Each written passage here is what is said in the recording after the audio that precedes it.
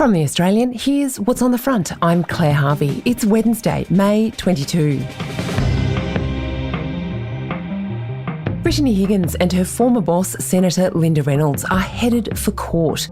Reynolds is suing Higgins and her fiancé David Shiraz for defamation over social media posts. Mediation talks between the two parties broke down on Tuesday, meaning the trial will go ahead in July. It's time for them to admit they got it wrong. Almost 1 million Australians are relying on welfare, and it's mostly younger people who need the help. New research shows a third of small businesses struggle to cover costs and bills. That story's live right now at theaustralian.com.au. Completely unjustified. That's the assessment by the Australian's foreign editor Greg Sheridan of a decision by the International Criminal Court to seek arrest warrants for leaders of both Israel and Hamas. That's today's episode.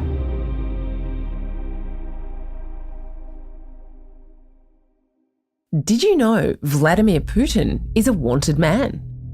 In March 2023, a panel of judges issued an arrest warrant for two Russian individuals, Vladimir Vladimirovich Putin and Russia's Commissioner for Children's Rights, Maria Alexeyevna Lvova-Belova. They're accused of forcibly deporting tens of thousands of Ukrainian children to Russia and having them adopted by Russian families in what Ukraine says is a giant brainwashing exercise. Homes and moved to camps in Russia or Belarus since the start of the war. Officially, the Ukrainian government has documented more than 19,000 children taken by Russia, but told us they worry the actual number could be closer to 300,000. These warrants were issued in March 2023 by something called the International Criminal Court. That's a division of the United Nations. It doesn't have a police force or any prisons, but it has 124 countries, including Australia, who've signed up to respect its rulings. And that means potentially arresting any fugitives and sending them off to the ICC to be prosecuted. The warrants were greeted by the Kremlin as a bit of a joke, but an offensive joke. A spokesman for Putin said the warrants were outrageous and unacceptable, but would be meaningless as Russia didn't recognise the ICC's jurisdiction. Vladimir Putin has carried on the war in Ukraine and the brutal repression of dissent in Russia with apparent unconcern. And now the ICC is back in the news, announcing that one of its prosecutors is seeking warrants for the arrest of Israeli Prime Minister Benjamin Netanyahu and senior figures in Hamas, the organisation that rules the Gaza Strip. Prosecuting Hamas is just, in my view, a pathetic effort to demonstrate a completely fraudulent even-handedness. Greg Sheridan is the Australian's foreign editor. As you can hear, he's pretty fired up about this. The fact that the ICC is announcing proceedings against Hamas, a terror group, and Israel, a democracy, at the same time. They're saying, yes, of course, we're fanning the flames of global anti-Semitism and we're insanely prosecuting the democratically elected leader of a parliamentary democracy with a full judicial system. But you can't accuse us of bias because we're also bravely, at the very same time, issuing a prosecution and an arrest warrant for the leader of the most bloodthirsty, sadistic, sexually depraved terrorist group that exists on the face of the planet at the moment. Even issuing these prosecutions simultaneously is just grotesque political symbolism. It has nothing at all to do with law, nothing at all to do with prosecution. And honestly, the idea that any of these Hamas leaders is going to end up being subject to a trial in The Hague by the International Criminal Court is just preposterous nonsense, and nor are the Israeli leaders either. This is just political symbolism in a war by the United Nations bureaucracy against Israel. It's a day of infamy for the International Criminal Court, as Joe Biden said. Let me be clear. We reject the ICC's application for arrest warrants against Israeli leaders. Whatever these warrants may imply, there is no equivalence between Israel and Hamas. And it's a sad thing that our own Prime Minister won't take the same position as Joe Biden or Rishi Sunak or so many of our other allies. Well, I don't comment on court processes in Australia, let alone court processes globally, of which Australia is not a party. On Tuesday, opposition leader Peter Dutton offered his appraisal of Albanese's comments. Now, I don't know why the Prime Minister's not showing leadership at the moment on the economy. He's not showing leadership in relation to anti-Semitism, and he's tarnishing and damaging our international relationships with like-minded nations when he's not strong enough to stand up alongside President Biden. Netanyahu and his foreign minister Yoav Gallant are accused by the ICC prosecutor of war crimes including deliberately starving the population of Gaza. And the Hamas officials, including the fugitive leaders Yahya Sinwar and Mohammed Deif, are accused of masterminding the slaughter, rape, kidnapping and torture of civilians in Israel in Hamas's October 7 attack. The International Criminal Court is meant to prosecute individuals for war crimes or crimes against humanity. Its jurisdiction only applies to the 124 countries who signed up to the so-called Rome Statute. It is also supposed to only prosecute someone when there is no credible national legal process and when whatever national legal process there is exhausted. I think it is a body which has very limited credibility and has not been very effective. Here's ICC prosecutor Karim Khan. I have reasonable grounds to believe that 3 senior leaders of Hamas, Yahya Sinwar, Mohammed Deif, and Ismail Haniyeh, bear criminal responsibility for the following international crimes committed on the territory of Israel and the State of Palestine from at least the 7th of October, 2023. Extermination as a crime against humanity. Murder as a crime against humanity and as a war crime. So there's no doubt that Hamas is guilty of shocking war crimes or shocking crimes against humanity. I mean, the rape and mutilation and murder of the innocent civilians on October 7. Now, it claims that Israel has used starvation as a weapon of war. Well, that seems to be patently ridiculous. It's against the facts. Now, you can certainly be critical of Israel and say that, you know, there are things it could have done better, but it has certainly made an effort not to kill civilians in waging a war against an enemy which attacked it and broke a ceasefire to do so and which hides among civilians. What Greg's talking about is the vast tunnel network under densely populated areas of Gaza like Deir el-Balah. It's believed Yahya Sinwar and Mohammed Deif are currently sheltering in those tunnels. Israel admits its military goals to eliminate Hamas's senior leaders and destroy the tunnel network have resulted in devastating civilian casualties.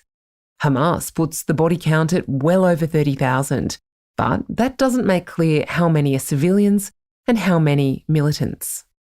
Why have they chosen Benjamin Netanyahu and Yoav Gallant? Because the ICC, like most of the UN system, suffers a very serious, twisted, unhealthy obsession with Israel and hatred of Israel. You know, every year the United Nations General Assembly passes more resolutions against Israel than it does against all the other countries of the world combined. So, you know, forget North Korea or anything that's happening in Yemen or whatever, or China.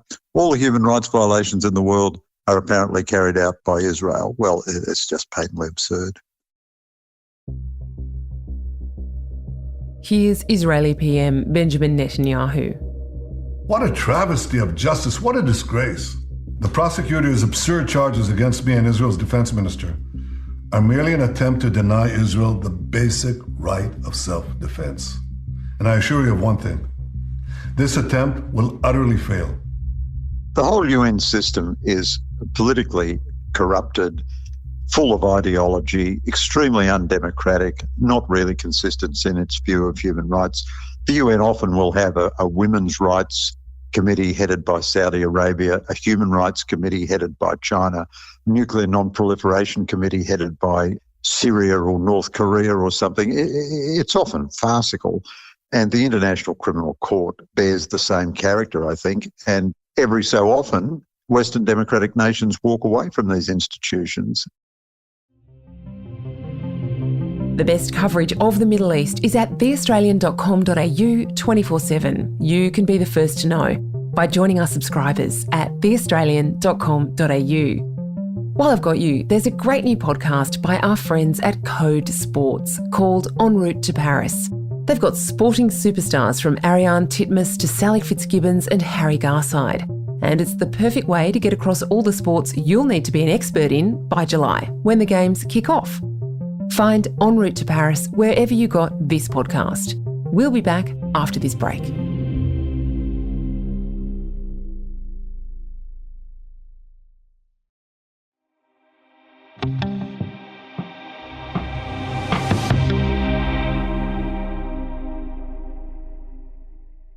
I have reasonable grounds to believe, on the basis of evidence collected and examined by my office, that Israeli Prime Minister Benjamin Netanyahu and Minister of Defense Yoav Gallant bear criminal responsibility for the following international crimes committed on the territory of the State of Palestine from at least the 8th of October 2023. The crimes include starvation of civilians as a method of warfare.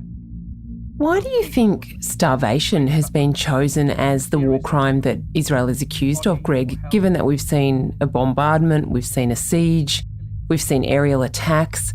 There's a lot of things that one could accuse Israel of if one was minded to do so. Well, I don't think so, because war is a violent business, but states are allowed to wage war in their own self-defence. Australia has been to war many times. It's a very, very violent business. And states are entitled to be very violent in the prosecution of a just war within the laws of war. It's wrong to suggest that the Israeli justice system would not look at an issue of starvation if that were at all credible. It's not remotely credible. Hundreds of thousands of tonnes of food aid have gone into Gaza, facilitated by Israel. At the moment, Gaza's border with Egypt is closed. So if the ICC wanted to prosecute someone for starving Gaza, it could prosecute Egypt because it won't allow aid to go into Gaza. Why would the ICC move so quickly when the whole idea of the ICC is that it only moves if normal national jurisdictions have failed? Well, there will be, I can guarantee it, 1,000 judicial reviews of this war within Israel, because that's what democracies do. Israel's a 24-carat democracy. That's what it will do. But of course, if Israel actually was starving a population, that would be a war crime. But there is just no evidence of this whatsoever. In fact, aid shipments, when they've gone in, have been stolen by Hamas. They've been attacked by Hamas. The aid crossing points have been attacked by Hamas. No one has made it more difficult for aid to get into Palestinians than Hamas. And of course, the moral responsibility for the whole thing rests with Hamas. So let's look at that argument the other way, Greg. If the ICC is supposed to act where local legal processes are absent, that applies to Hamas, doesn't it? There are no Gazan courts that are going to prosecute Hamas leaders. Well, of course the prosecution of Hamas is justified, but the International Criminal Court doesn't generally prosecute terrorist groups. Of course there won't be a legal process against Hamas unless Israel conducts it.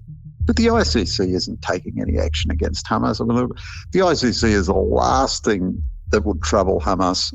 On the list of Hamas's enemies, internal and external, the ICC would rank about 5,012 or something. The Israelis, according to the US Secretary of State Antony Blinken and the British Foreign Secretary David Cameron, were offering an extremely generous ceasefire. Those were the words of Blinken and Cameron, not the words of the Israelis. And all Hamas had to do to secure this ceasefire was to release 33 breathing Israeli hostages. They refused to do so. So the International Criminal Court apparently demands that Israel simply has to surrender to Hamas and is not allowed to wage war against Hamas. But Hamas can wage war against Israel. It's a preposterous non sequitur. The prosecution makes no sense except in the context of a worldview which sees Israel as inherently an illegitimate state, and therefore everything it does is essentially illegitimate. Greg Sheridan is The Australian's foreign editor. Thanks for joining us on The Front. We'll be back tomorrow, and in the meantime, you can check out Australia's best journalism 24/7 at theaustralian.com.au.